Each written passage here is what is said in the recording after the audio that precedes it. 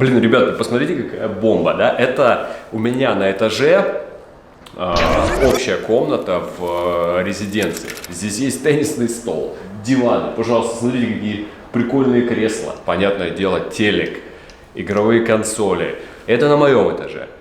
И это только одно здание резиденции. Кстати, здесь общага вот эта. У нее есть свой двор, я вам покажу. Огороженная территория. Сюда никто не может пройти, кроме студентов. То есть все по ключикам. Вот эти части здания, они выполнены в разном стиле. И я уверен, что здесь на каждом этаже есть игровые зоны и много чего еще есть. И мы еще это посмотрим.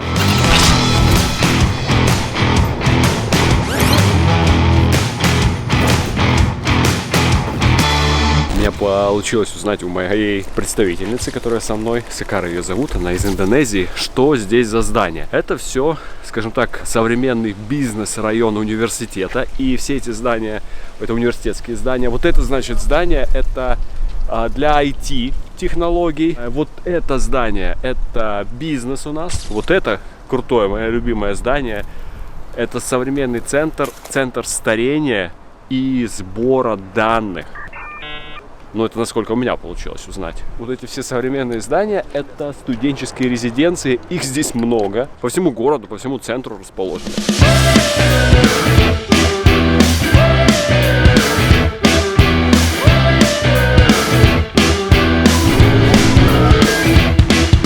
Пару столетий назад Ньюкасл являлся лидером по добыче угля в Великобритании, но спустя какое-то время потерял свои позиции. Зато компенсировал это тем, что стал культурным и научным центром.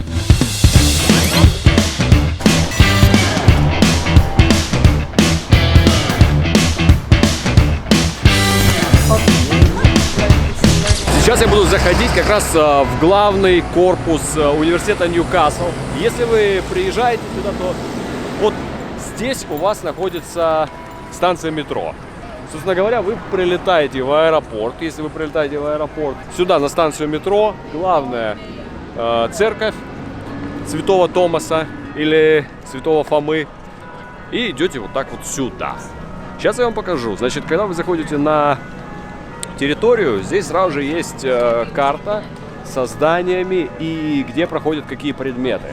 Вот смотрите, карта территорий. И вот где что проходит. Сельское хозяйство, здание сельского хозяйства, например. Вы видите, сколько тут? Тут порядка, наверное, 100-150 наименований. Я их вам не буду читать.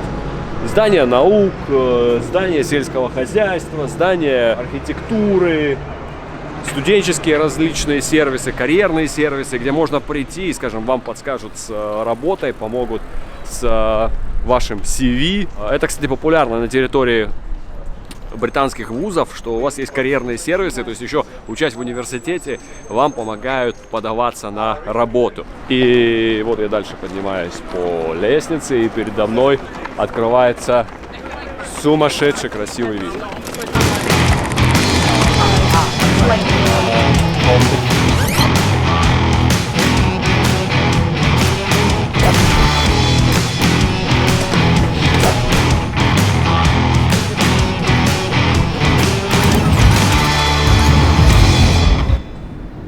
Как и обещал, значит, корпус INTO – это международный корпус для подготовки студентов. Вот это вот главное их здание. И студенты, естественно, кто приезжает из-за границы, им недостаточно, может быть, английского языка. Или, кстати, если у вас уровень английского хороший, но, допустим, вы не знаете какие-то предметы, то здесь вы можете начать так называемый International Year One. Это когда студенты плавно интегрируются, ну, они практически попадают на первый год. Они как бы на первом году обучения, но им оказывают всю необходимую помощь для студентов-международников. Вот смотрите, значит, есть программа по биомедицине, биологии, фармацевтике и куча всяких разных программ. Я вам не буду про них рассказывать, потому что это можно будет посмотреть у нас на сайте. Линк будет в описании к этому ролику, поэтому переходите, любые консультации, вопросы, мы на все отвечаем. Я не знаю, сколько здесь этажей, мне показалось здесь 5 этажей. Вот видите, какая высота. И здесь отсюда зоны для учебы. Вы посмотрите, сразу же вы в самом центре города. Метро находится вот в 30 метрах. Вот прям практически напротив. Здесь сразу же церковь, здесь сразу же вот через 2 минуты парк, где вы можете бегать, играть в футбол. Я просто не знаю, к чему можно придраться, и резиденция находится тоже в минуте ходьбы. Вот вы вышли, и в резиденции сразу уже через 100 метров. Здесь вы можете изучать бухгалтерию, экономику, финансы, искусство, инженерное дело, архитектуру, науки, информационные технологии, компьютерные системы и, конечно же, все, что связано с изучением английского языка. Сам университет Ньюкасла – это один из престижнейших университетов Великобритании, входящий в Russell Group. Учась на программе подготовки, изучая английский язык, плюс предметы, которые вы выберете, и направление, соответственно, которое вы выберете, вы можете подаваться не только в университет Ньюкасла, но еще и в 5 других университетов Великобритании через программу UCAS. Об этом как раз-таки мы поговорили с преподавателем программы по архитектуре. So I think we have 3 pathways: foundation leading into first year leading into second year, and a pre-masters. Foundation is hugely successful. It is the program which produced quite a range of students who did win significant awards. So foundation is a very playful way of getting introduced into architecture. And I only can say, if you are at the beginning, to do a foundation course first, the very best thing you can do, because it gives you the confidence that you are on the right program, you get equipped, and you are prepared for it. In the deep end, architecture is very complex. It's not about buildings. It's about context, it's about people, it's about needs, it's about culture, it's about topography, it's about geology, it's about sustainability, and so on. So it's a very complex field. Это красивое здание, это студенческий союз. Что это такое? Ну, если вы смотрели фильмы, там, к примеру, различные американские, это очень популярно, да, что есть типа такие, как студенческие объединения. Есть также и разного рода клубы.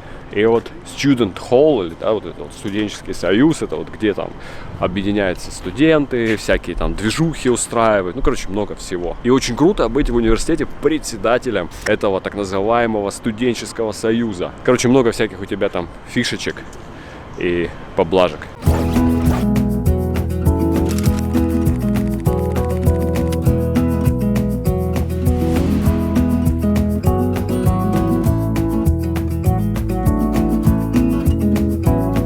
Несмотря на свои небольшие размеры, Ньюкасл сумел стать лидером во многих сферах. Город занимал 4-е место по книгопечатанию сразу после Лондона, Кембриджа и Оксфорда. И как уже было отмечено, город является важным образовательным центром. 2 городских университета принимают к себе на учебу студентов почти из всех стран мира, чем далеко не каждый вуз может похвастаться.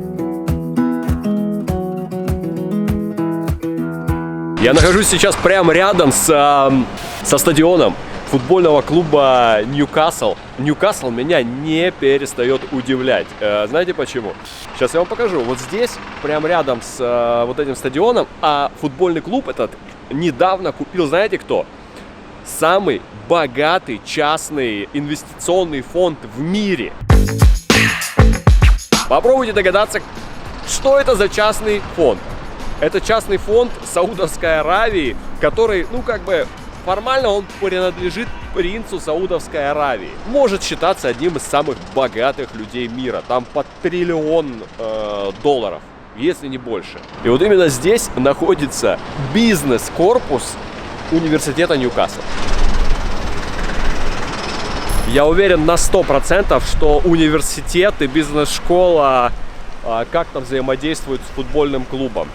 Вообще, как правило, зарубежные университеты, если у них есть бизнес-школы, они, как правило, сотрудничают с местными бизнесами и индустриями. И, конечно, любой английский футбольный клуб – это магазины. И я тоже не удержался и зашел, купил шарфик ньюкасловский, но не для себя, а для друга, который уже много лет коллекционирует шарфы футбольных клубов мира.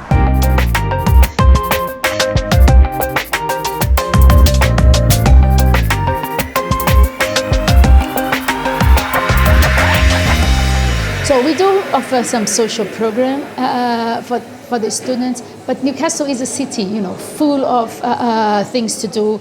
From good restaurants to it's got the highest ratio of theatres in the UK, so a lot of theatres for them to explore, museums. The nightlife is very well known in Newcastle as well. The career service at Newcastle University, they have what they call jobs on campus, so students can apply for these jobs that they are ad hoc type of jobs, so some hours during the week.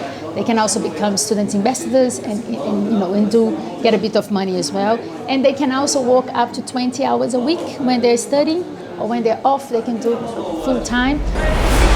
Мне сегодня сказали, что Ньюкасл — это маленький Лондон. Возможно, с чем-то я и соглашусь. Да, конечно, для небольшого города, как я уже замечал, здесь есть все, что есть и в большом мегаполисе. При этом город очень компактный и удобный. Но также здесь есть то, чего Лондону не хватает. К примеру, вот я прыгнул в метро, 30 минут, и я уже на красивейшем побережье. И там, кстати, как мне сказали, занимаются серфингом. 10 минут пешком до вокзала Ньюкасл, и я отправляюсь в Шотландию, в ее столицу, в Эдинбург.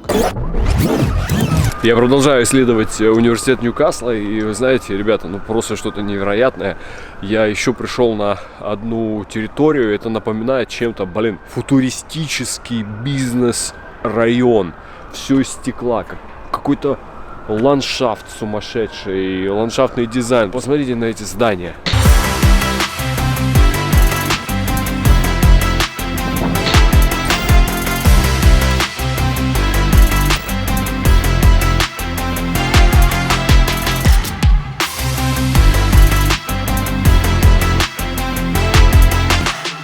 Я снимаю, а там за стеклом у ребят лекционный зал, идет лекция. Они все повернулись на меня, смотрят, как я показываю тут все. У нас, очень достаточно много студентов, ребята получают стипендии на наши программы здесь. У нас есть частичные стипендии, примерно от 10 до 50% от стоимости обучения. В университете есть огромное количество таких спортклубов. Спортцентр университета огромный, он совсем новый. Они построили огромный, крупный спортцентр здесь, очень современный, очень сильный. И Ньюкасл считается одного из ведущих университетов в Великобритании в области студенческий спорт. То есть есть межуниверситетские соревнования и так далее, все это. Поэтому ребята тут могут заниматься любой вид спорта.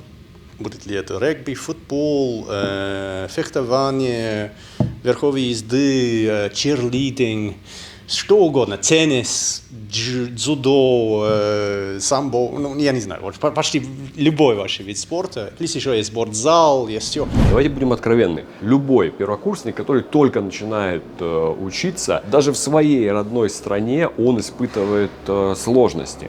И представьте, когда вы приезжаете за границу, какое может быть количество вопросов и сложностей. Именно здесь, именно в Инту, персонал, он работает так, чтобы помочь студенту интегрироваться. Программы обучения построены так, когда вы учитесь и вас готовят к полноценному обучению в университете. Это первое. Студенты всегда могут прийти здесь к персоналу, к менеджерам Инту и задать любые вопросы, сказать о своих сложностях, если они будут, и все это решится. В любом здании есть свои там кафе, какие-то барчики, ресторанчики. То есть это не одна столовка на весь универ, да, куда все ходят. А здесь я уже не знаю, я уже штук, наверное, 15 разных увидел кафе и ресторанов. И вот даже на территории, ребята, уличная кухня, смотрите, что здесь есть. Вот уличная кухня, и стоит вот такой вагон. Я, кстати, только заговорил про кухню. А смотрите, какую нашел вывеску. Здесь у нас, значит, показано, где поесть на территории кампуса. И вот, к примеру, кафухи. 16 разных штук. Атриум, Байтс, Волтон Лайбрери, Спорт-кафе, Старбакс, Баттери, Кортия, всякие какие-то куриные шейки. В общем, все, что хочешь. Еще мне хочется обратить внимание, насколько зеленый кампус. Если вы не были за границей в зарубежных вузах, вот эти вот студенческие все темы, когда студенты валяются на газонах, это все правда. Вот посмотрите, тут какие-то пальмы растут, я вам показываю. Дальше, как раз к теме о газонах. В Англии вообще, наверное, лучшие газоны, которые я когда-либо и где-либо видел. Ну, посмотрите, на вот это вот все. Просто джунгли. Джунгли растут прям на территории универа.